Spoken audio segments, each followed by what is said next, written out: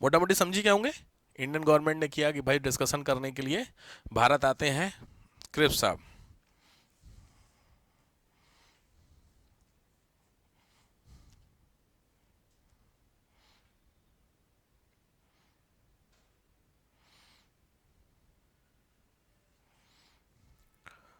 Note हो गया? ठीक है, बैकग्राउंड आपको समझा? तो देखिए यहाँ पे जब आप जैसे एक बहुत फेमस एक फोटो है क्रिप्स मिशन को लेकर के गांधी जी के साथ, क्रिप्स मिशन, ये फोटो बहुत फेमस है, ये देख रहे हैं, ये फोटो गांधी जी के साथ की फोटो है। ये जो बीच में लंबे से दिख रहा है ये है स्टैफोर्ड क्रिप्स साहब, दिख रहा है? ये पूरा मिशन है जो भारत में डिस्कशन करने आए। ये तो गांधी जी हैं, तो इससे डिस्कशन करने के लिए भारत में आए हुए हैं। तो देख करके लग नहीं रहा कोई झगड़े वाली बात है, माहौल ठीक ठाक लग रहा है, कहीं कुछ है बहुत अलग है। झगड़ा अपनी जगह, दोस्ती अपनी जगह होती है भाई चीज़ों को लेकर के। खैर, तो क्रिप्स मिशन में आइए समझ लेते हैं क्रिप्स मिशन के बारे में। तो देखिए सबसे पहले तो लिखिए, अच्छा बैकग्राउंड तो क्लियर हो गया, तो पहली हेडिंग वाले बैकग्राउंड आपने समझ लिया। अब लिखिए फैक्ट्स। फैक्ट्स में सबसे पहले लिखो a mission came in India. A mission came in India, एक मिशन आता है came in India dash led by Stafford Cripps. Led by Stafford Cripps नाम है, स्टैफोर्ड क्रिप्स कौन थे? तो ब्रैकेट में लिख लो लेबर पार्टी के एमपी। लेबर पार्टी के एमपी, लेबर पार्टी जानते होंगे, वहां की एक पार्टी है ब्रिटेन की, उसके एमपी हैं। पहुंचते हैं मार्च 1942, मार्च 1942 भारत पहुंचे। लेबर पार्टी के बारे में एक चीज बहुत, मैंने आपको लास्ट टाइम भी कुछ बताया होगा, नेहरू वो एक साल पहले क्यों भेजा गया था साइमन कमीशन, वहां भी लेबर पार्टी का कुछ कॉन्सेप्ट था ना कि इंडियन की सपोर्टर थी लेबर पार्टी। तो इंडियन सपोर्टर मतलब इंडिया की आज़ादी को लेकर के वो ठीक थे, एक्टिव थे कि हाँ ठीक है कर सकते। तो आते हैं नेक्स्ट, आइए रीजन। रीजन फॉर सेंडिंग, भेजने का कारण तो आप जान गए हैं,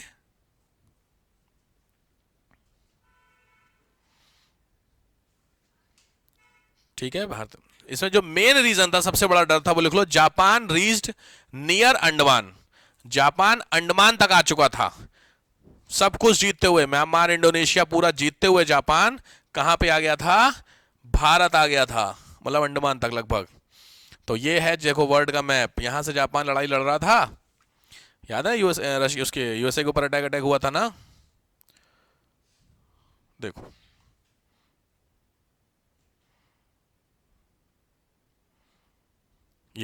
ये है तुम्हारा जापान, ये है इंडिया।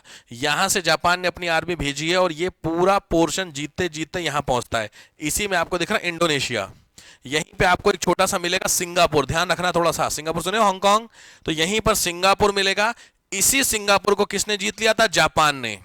और ये जो सिंगापुर था, ये सिंगापुर उस समय कॉलोनी था किसका? ब्रिटेन की। जरा ध्यान से समझ लेना, मैं बेस दे रहा हूं आपको सुभाष चंद्र बोस के लिए, क्या सुभाष चंद्र बोस कवर करोगे तो वहां का बेस है, ध्यान से समझो मैं क्या समझा रहा हूं। देखो यहीं पर आपको दिख रहा है, ये जो है ये है सिंगापुर, ठीक है, थोड़ा सा और छोटा कर देता हूं, ठीक। ये है तुम्हारा क्या? इंडोनेशिया, दिखा लिखा हुआ, ये है तुम्हारा क्या? जापान। तो जापान ने अपनी आर्मी भेजी, थाईलैंड वियतनाम ये सब जीतते जीतते ये जो सिंगापुर वाला पोर्शन है इसको भी क्या कर लिया? जीत लिया। सिंगापुर उस समय कॉलोनी था किसका? ब्रिटेन की कॉलोनी होगी। तो लॉजिक बात है, यहां पे जो सिंगापुर होगा इसकी सेफ्टी की रिस्पॉन्सिबिलिटी किसकी होगी? ब्रिटेन की। तो यहां पे जो आर्मी होगी वो आर्मी कौन होगी? ब्रिटिश आर्मी होगी कि नहीं? अबे हाँ या ना? ठीक। तो जो ब्रिटिश आर्मी होगी, इस ब्रिटिश आर्मी में मैक्सिमम कौन होंगे? भाई इंडियन सोल्जर ही तो होंगे जो हर जगह जा रहे थे। तो ये इंडियन सोल्जर थे जो सिंगापुर में ब्रिटिश आर्मी की फॉर्मेट में काम कर रहे थे, जिसको जीता किसने? जापान ने। यहां तक की कहानी बैठ गई दिमाग में? यानी जापान, अब ये जो इंडियन आर्मी होगी सिंगापुर में, उसने सरेंडर कर दिया होगा किसके सामने? जापान की आर्मी के सामने। ये बैठ गया दिमाग में। इट मींस यहां की आर्मी किसके हाथ में पहुंच गई है? जापान के हाथ में। ये चीज याद रखना, आगे जरूरत पड़ी। यही वो आर्मी है जब सुभाष चंद्र बोस, अभी सुभाष चंद्र बोस की हिस्ट्री में बताऊंगा, तो सुभाष चंद्र बोस पहले यहां के भाग के जाते हैं जर्मनी, कुछ इश्यू है जर्मनी में। हिटलर बोलता है कि सर हम तुमको तुरंत सपोर्ट नहीं दे सकते क्योंकि ऑलरेडी मैं भी इन्वॉल्व हूं किसमें, वर्ल्ड वॉर में। आप एक काम करो, यूएसएसआर चले जाओ। तो जब यूएसएसआर जाते हैं तो वो भी इन्वॉल्वमेंट का बोलता है कि नहीं है, आप एक काम करो, कहां चले जाओ, सिंगापुर चले जाओ। पहले जापान बोलते हैं, तो वहां से ये जापान जाते हैं, जापान से ये सिंगापुर जाते हैं, और सिंगापुर में जो आर्मी है, ये आर्मी किसने कैप्चर कर रखी थी, जापान ने ना, यही आर्मी सौंप दी जाती है किसको, सुभाष चंद्र बोस को। यही वो आर्मी है जिसको बोलते हैं आजाद हिंद फौज। सुने हो आईएनए, ये वो आर्मी है। क्लियर हुआ। इसी आजाद हिंद फौज में एक बंदे का नाम सुनोगे, मोहन सिंह, पढ़ोगे आगे, कैप्टन मोहन सिंह। ये मोहन सिंह कौन थे, जो सिंगापुर में ब्रिटिश आर्मी को क्या कर रहे होंगे, लीड कर रहे होंगे। भाई कोई तो लीडर होगा ना उस आर्मी का, तो ये वो मोहन सिंह है। तो जब सुभाष चंद्र बोस यहां पहुंचते हैं तो यहां पे मोहन सिंह सरेंडर के साथ इनके सपोर्ट में चले जाते हैं। किससे लड़ाई लड़ने के लिए, ब्रिटिशर से लड़ने के लिए। अब आया कॉन्सेप्ट बैठ गया। तो ये वो आईएनए होती। तो आईएनए सुभाष चंद्र बोस ने जनरेट नहीं की थी कि भर्ती की थी लोगों से, ये आईएनए ऐसी कहानी है, बट वो हम लोग उसमें पढ़ें, क्या नाम, वो गए थे, रास बिहारी बोस ने फॉर्म नहीं की थी, वो भी जब यहां पे आर्मी बन गई थी, भाग, रास बिहारी बोस कब भाग के आए थे, 07 में। कौन से मूवमेंट के लिए इन्वॉल्वमेंट है, 07 में रास बिहारी बोस थे, घोष थे देवी जी, वो तो कौन थे, मॉडरेट थे ना, कंफ्यूजन नहीं। वो था, मैंने बताया था, कामाकाटा मारू, वहां से भागे थे। तो वहां से भाग करके वो सिंगापुर में गए, तो सिंगापुर में वेट कर रहे थे किसी चीज का, तो बनाया नहीं था। कह सकती हो कि एक तरीके से आईएनए के लीडर का नाम है, बट बनाई आर्मी में किसी का नाम नहीं आएगा, वो आगे जानेंगे। क्या लिखियो, क्या टॉपिक क्या चल रहा था, रीजन, रीजन समझ में आ गया। तो अब आओ प्रोविजन, प्रोविजंस, प्रोविजंस क्या क्या है, प्रावधान क्या है। तो प्रोविजन में लिख लो almost all, almost all dash August mission. कुछ याद आया, अगस्त प्रस्ताव, पीछे अगस्त मोशन के सभी कुछ प्रोविजन थे तुम्हारे, almost all proposal of August motion. तो अगस्त मोशन के प्रपोजल थे।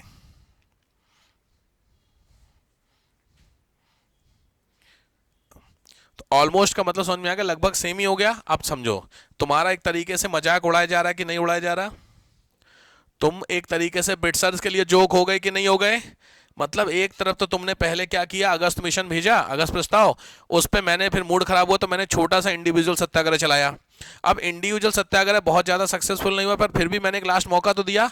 तुमने फिर अब क्या भेजा, क्रिप्स मिशन, और क्रिप्स मिशन में तुमने फिर मजाक उड़ा दिया।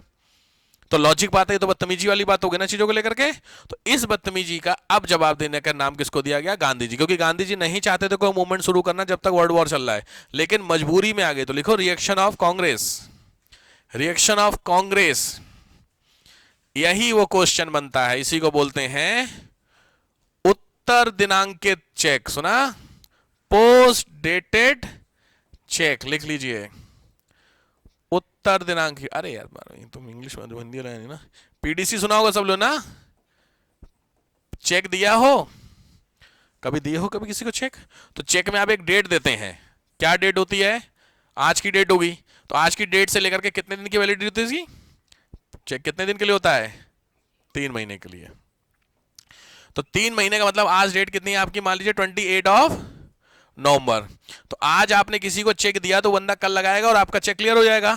लेकिन मैं 28 नवंबर की जगह एक डेट उसमें डाल देता हूं 28 दिसंबर, तो 28 दिसंबर को मैं चेक दे सकता हूं।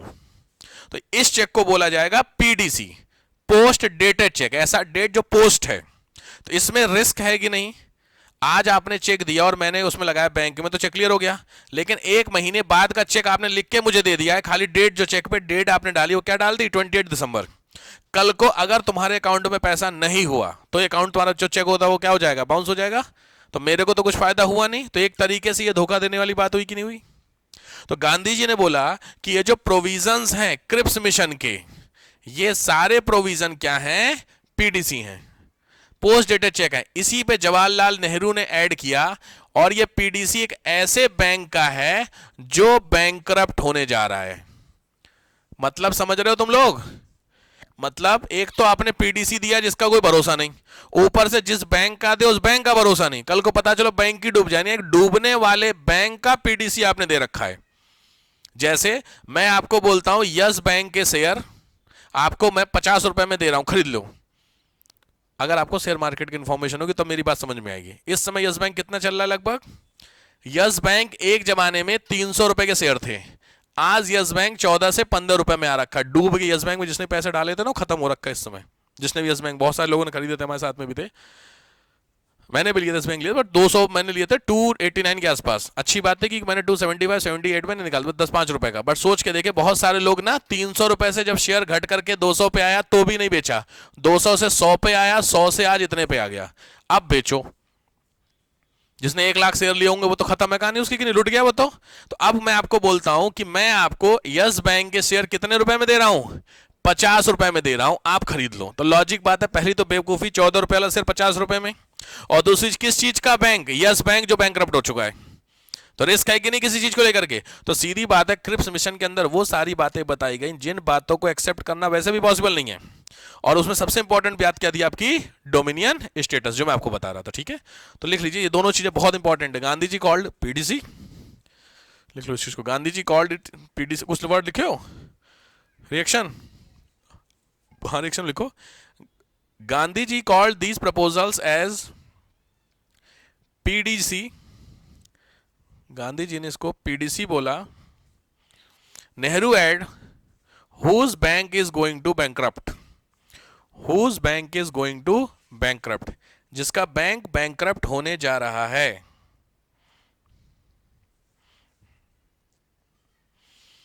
अच्छा, कांग्रेस की तरफ से लिखिए, जिन्होंने डिस्कशन किया था क्रिप्स मिशन। मिशन आएगा तो बातचीत तो करेगा ना। तो कांग्रेस की तरफ से मीटिंग में कौन गए थे? उनका नाम है नेहरू और अब्दुल कलाम आजाद, जवाहरलाल नेहरू और अब्दुल कलाम आजाद। अबुल कलाम आजाद यार, इसमें अब्दुल लिखा है। जवाहरलाल नेहरू और अबुल कलाम आजाद, ये लोगों ने बातचीत की थी, क्रिप्स मिशन के साथ डिस्कशन किया था। तो कांग्रेस का तो रिएक्शन समझ के क्या होगा? फालतू बात।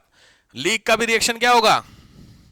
लीग तो क्या झुंझुना चाह रही थी मिलना, कि हमें भैया बोल दो कि हम एक नया तुम्हें बनाएंगे। वो इसमें भी कहीं प्रपोजल नहीं था, तो लिखो लीग का भी नो।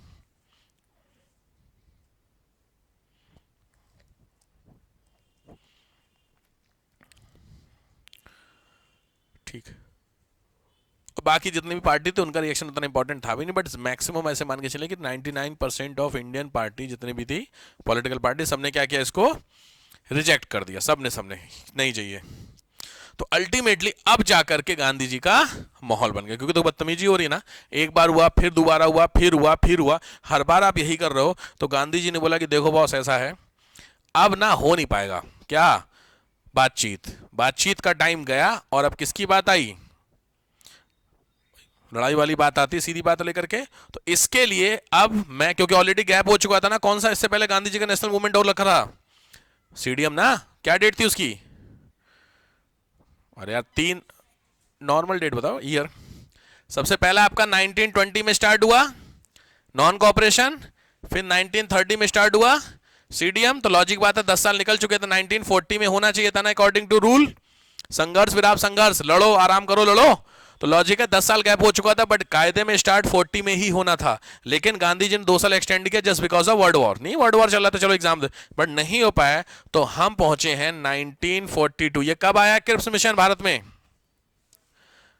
डेट मार्च 42। मार्च 42 में भारत पहुंचता है, इसने प्रपोजल देते हैं और मूड खराब होता है कांग्रेस का।